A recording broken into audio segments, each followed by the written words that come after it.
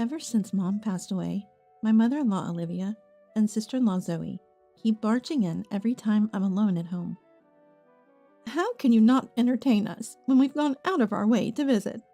Unbelievable. We'll get steaks again, so you're paying, all right? Zoe is laughing alongside her.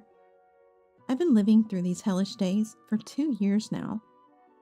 Now my son and daughter have moved out to attend university in the city. Then one day, with just my husband and me at home, Matthew dropped a bombshell. Next week, my parents and sister's family are moving in, so clear out your room. And to top it off, Matthew says I'm in the way and should leave. The house was originally my family home, and now he's telling me to leave? Unforgivable. I decided without hesitation to take certain steps. Then I'll just clear out the house. Matthew smirked maliciously when I said that. Oblivious Matthew left for a business trip.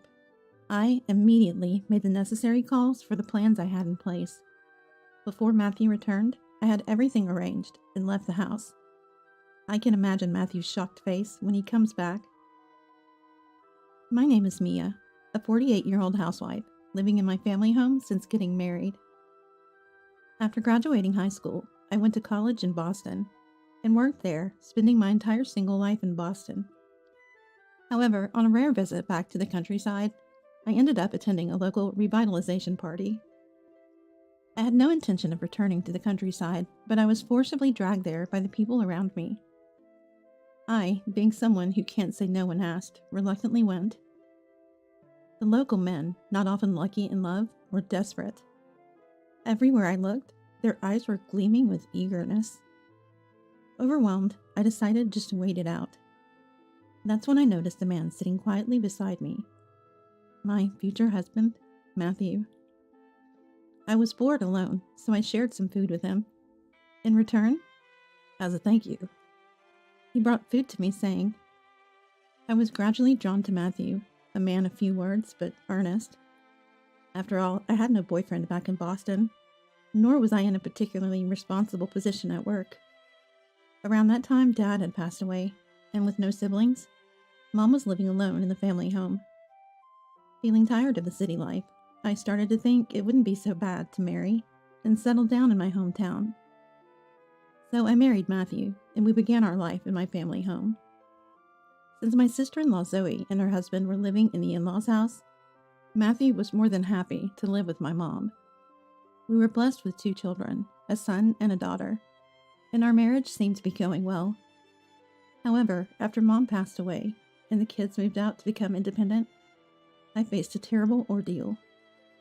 Matthew, always quiet, remained mostly silent even after marriage. He didn't involve himself much in parenting. He might be called a calm type of husband. As an only child, I was close to Mom and consulted her about everything.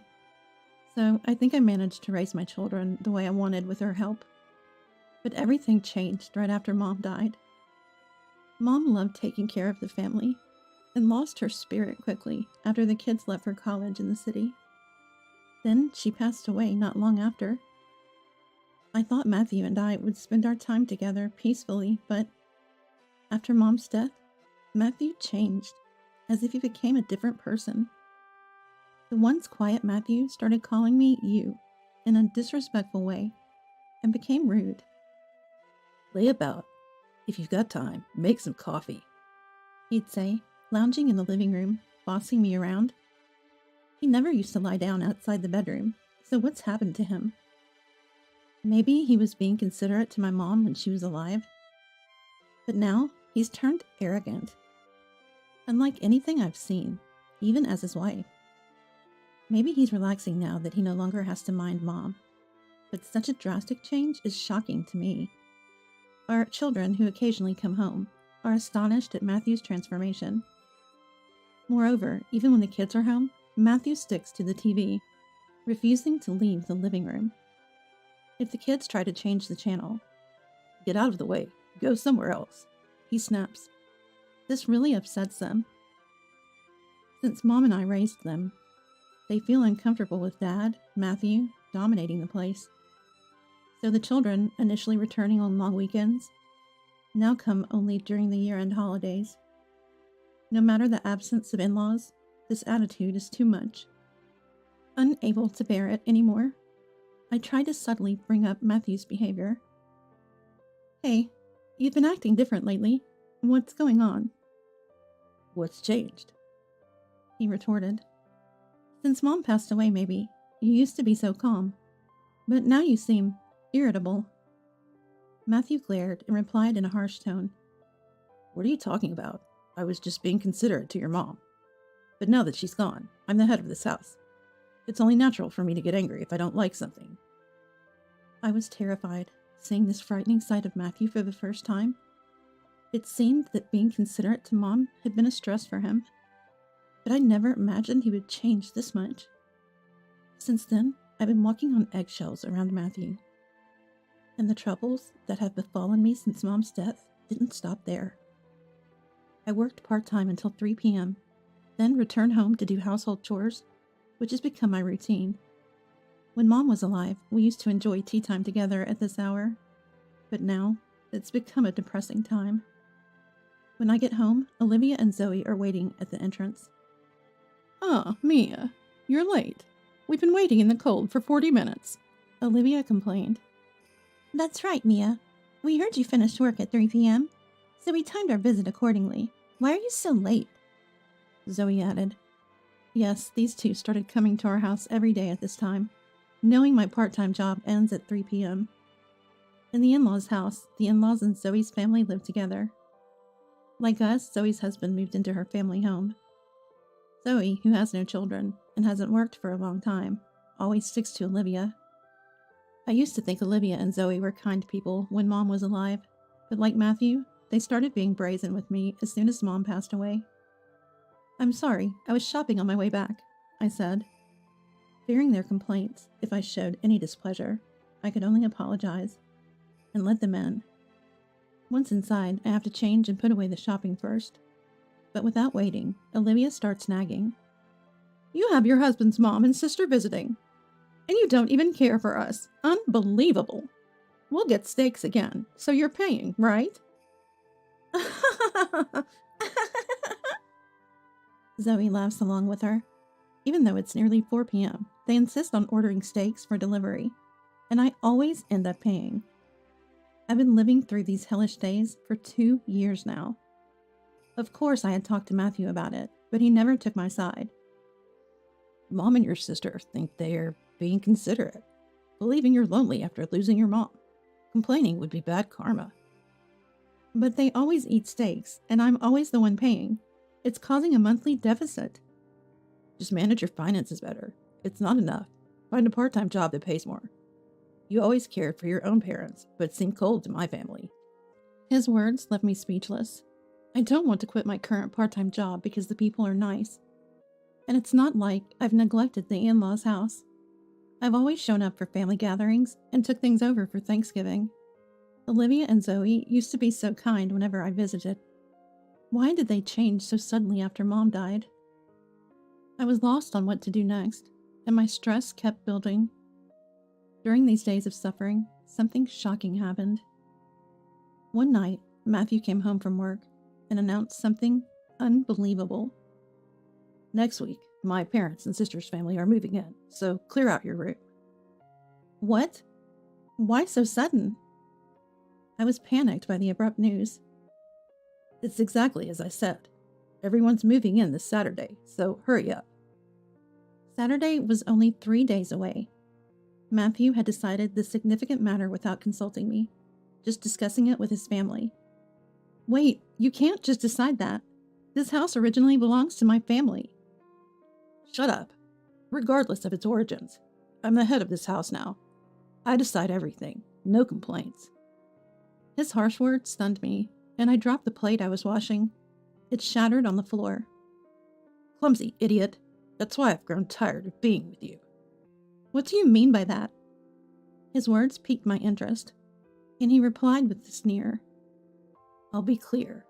Mom and my sister like this house and want to live here, but they hate you. I also don't like being with you, so you're in the way and should leave. That's ridiculous. Yeah, And like I said, clear out your stuff. I'll be on a business trip for the next 3 days, so finish it before I return. Furious at Matthew's cruel treatment, I made up my mind to take certain steps. Then I'll clear out the house. Matthew smirked maliciously at my response. Oh, I thought you'd throw a bigger fit. Surprisingly obedient. He seemed pleased, thinking everything was going his way, unaware that he'd regret his actions in just 3 days. The next day, oblivious Matthew left for his business trip. I immediately called to initiate the planned procedures. Before Matthew's return, I finished all the arrangements and left the house. I could picture Matthew's shocked face when he comes back. I headed to my daughter Madison's apartment in Boston, where she lives alone. I had contacted her 3 nights before. I've been waiting for you, Mom. Did you finish the procedures? Yes, everything's perfect. Sorry for suddenly imposing on you like this. It's okay, but Dad's awful, isn't he? Kicking you out so suddenly? Yes, but I made sure to teach Dad a lesson before coming here. He's in for a surprise. I said, laughing with Madison. There was a reason I came to Madison's place. Late that night, as expected, Matthew called. What's this about? There's nothing left in the house. Where are the furniture and appliances? Oh, you told me to clear out all your stuff, you said. I meant for you to clear out the stuff in your room. I never said to clear out everything in the house. Indeed, clear out your room, Matthew initially said, but after telling me to leave, clear out all your stuff, he said. You wanted me out, right? So I disposed of all my furniture and appliances that I inherited from Mom. Now your family can move in without any worries. The procedures I undertook in these 3 days began with having the recycling company pick up the furniture and appliances I've been using. I had movers take out everything that belonged to the children, and what I still needed to Madison's apartment. I felt bad for inconveniencing Madison, but she was eager to get back at Matthew and helped me. After a long silence, Matthew spoke in a troubled voice. Actually, the part about my parents and sister's family moving in was a lie. Both Mom and my sister are likely to get divorced. Oh, I see. So they're planning to take refuge with you. I replied as if I already knew. What? Aren't you surprised? Both might get divorced. Well, I knew that. Huh? Matthew sounded dumbfounded. I had already contacted my father-in-law, Robert, and my sister-in-law's husband, Richard, in these 3 days, so I was fully aware of the current situation of the in-laws. Actually, Richard is originally from Boston. He got interested in a community revitalization event in our area and decided to participate. There, he caught Zoe's eye, who pursued him one-sidedly, and even her mom, Olivia, pressured him into marriage. Then, at Olivia and Zoe's request, he moved into their family home. After marriage, Zoe, spoiled by her overly indulgent mother Olivia, had a free reign, causing a lot of trouble for Richard.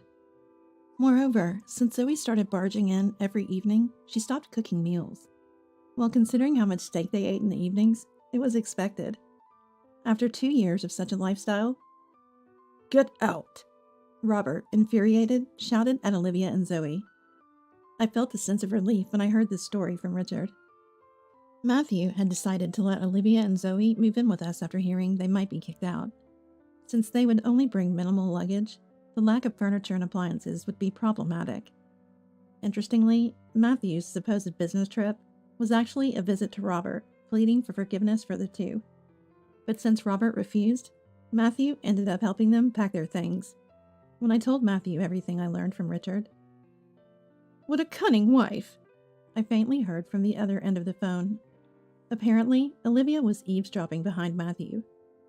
"Mia, what will you do about this? We can't live in a place with nothing." How could you secretly contact my husband? What a terrible woman you are. Zoe was there too. Oh, you all seem troubled. By the way, I also asked Richard to beg Robert for forgiveness. He said if they reflect on their actions overnight, they can return home tomorrow morning. Really? Zoe and Olivia seemed delighted, celebrating together. Mia, I take back what I said earlier. You're not so bad after all. Matthew sounded disappointed, having brought them home for nothing.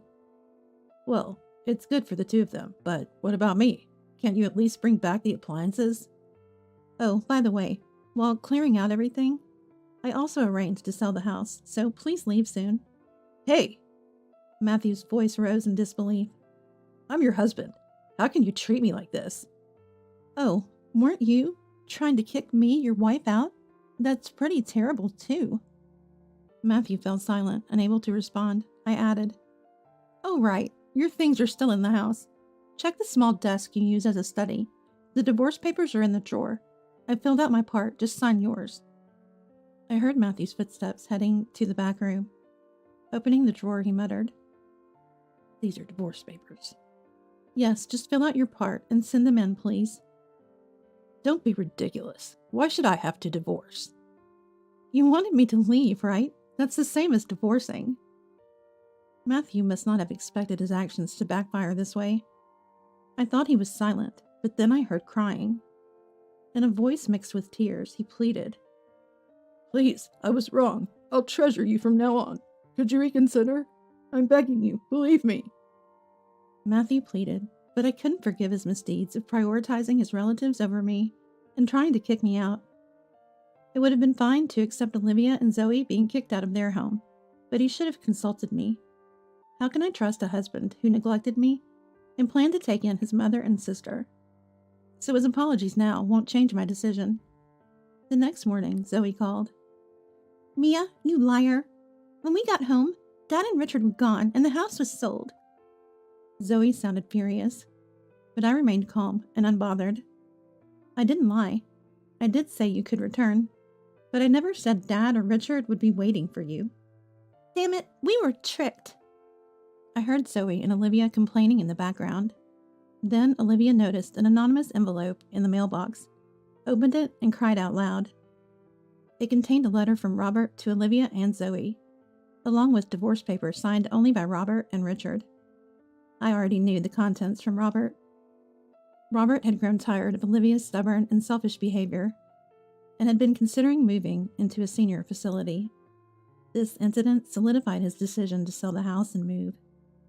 Richard also seemed to be returning to his family home in Boston to divorce the pampered Zoe. Mia, do something. We'll have nowhere to live. It's not my problem. Why not apologize to Richard and ask for forgiveness? I suggested, but Zoe's pride wouldn't allow her to apologize. She started sobbing quietly. Olivia trying to console her. Poor thing, she said. Then she grabbed the phone and yelled, This wicked wife, inhuman! Though startled by her scream, I remained calm and delivered my final words. Okay, take care. Goodbye. I heard a voice from the other end. Wait a minute! But I hung up without concern. I was done being dragged into their pace. Their selfish behavior caused their misfortune, yet they blamed me until the end. Soon Matthew and I will be divorced, making them strangers to me. Since then, I won't have to deal with them ever again. Matthew hesitated to file the divorce papers, so I hired a lawyer and started legal proceedings.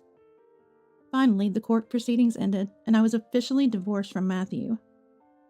Matthew demanded half of the proceeds from the house sale, claiming it as marital property, but it was ruled not to be, and his claim was denied. How can this be? I have nowhere to live now. How am I supposed to survive? Matthew was outraged at the court's decision and started yelling at me, but the judge stopped him. He looked utterly defeated, but I felt no sympathy for him. If only he had shown some regret for letting Olivia and Zoe intrude daily. Our marriage ended in the worst possible way. Matthew, now also divorced from Olivia and Zoe, was looking for a new place to live.